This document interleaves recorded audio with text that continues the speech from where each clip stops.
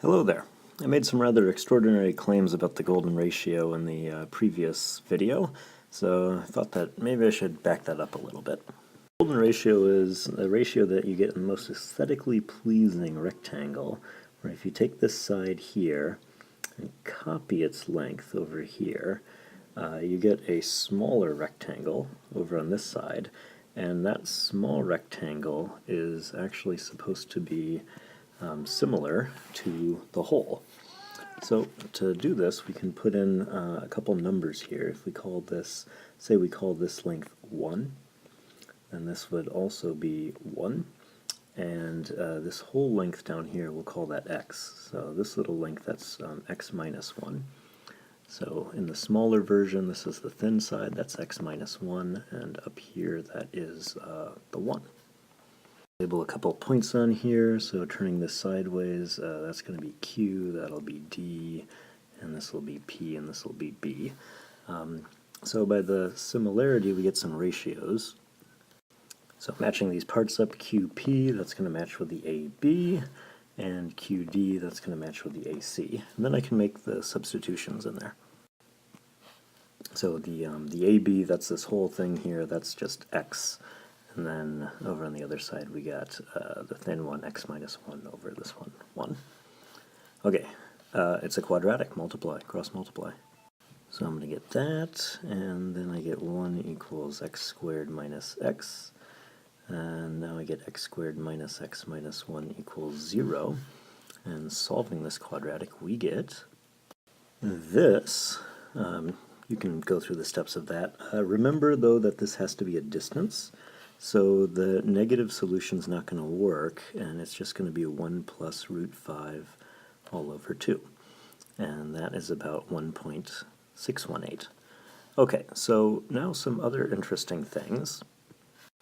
So I'm just going to mark over here. This phi that I used in the previous video, this is the 1 plus root 5 all over 2, which is about 1.618 golden ratio. We also had 1 over phi in the previous video.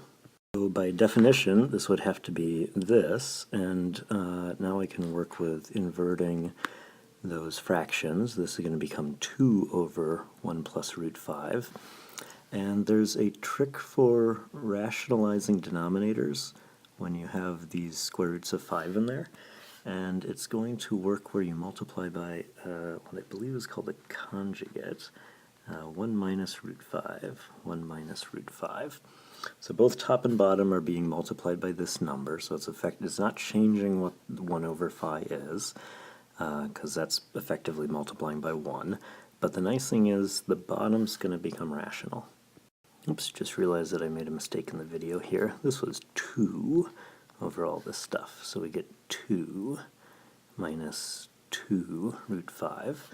And then in the bottom, 1 times 1, on the outside we get minus root 5, on the inside we get positive root 5, those cancel, and then root 5 times negative root 5 is 5. So this is going to become 2 minus 2 root 5 all over negative 4. And we have a whole bunch of even numbers in there, so canceling out the evens, I'm going to get 1 minus the square root of 5 all over negative 2. And then I can change the order of the subtraction to make things positive, and that is a root 5 minus 1 all over positive 2. And that number is about 0.618. So this is a little bit misleading. You see here we got the 1.618, and here we have 0.618. It's not that this is exactly 1 larger than that. There's other things that happen afterwards. Oh, I just checked in my calculator. Maybe that is not so. Is it exactly 1 larger than it? Oh, of course it's exactly 1 larger than it.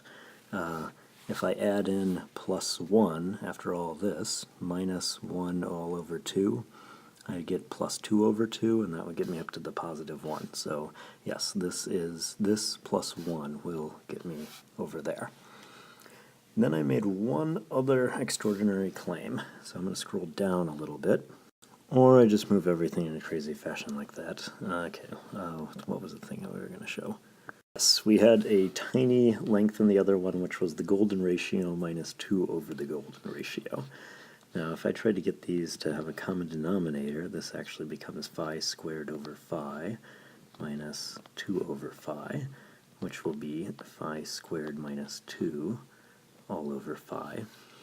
And this reduces in a rather impressive way. So I need to do a substitution here and put in what exactly is phi.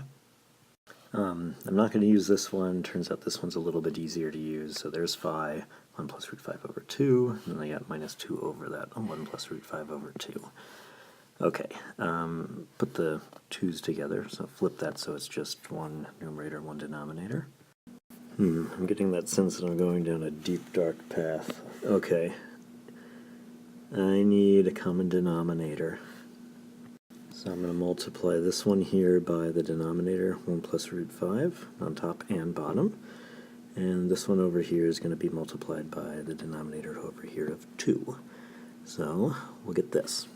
Okay, distribute out this part, and we'll get that, minus the 8, all that stuff. A whole bunch of integers, gather them. Okay, and I wind up over here, so got that.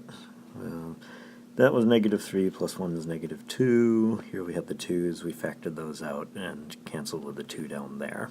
Eventually we got the negative 1, positive 1. All right. This, we want to show how this relates to phi. This proof is becoming increasingly more bizarre. Changing the order here, I'm going to write that as root 5 minus 1 over 1 plus root 5. And now I'm going to actually separate this out, where I'm going to have this numerator, and I'm going to put it over 2 times 2 over this one's denominator. So again, this doesn't actually change what the number t is. Those 2's would cancel, we'd still have the same thing. But what we're able to see is that t would have to equal this second part here. That is this one from up here. So that is 1 over phi. And this thing over here, that is, what is that? Where was it? That is this from up above, and that is also 1 over phi. So the whole thing does become 1 over phi squared. Whew, there we go. Okay, yeah, I hope you enjoyed this video. You probably won't have to do anything quite like this for this course at least, but if you're able to follow along, it's got some good mathematical tricks in it. Thanks for watching. Character and Scholarship for Life.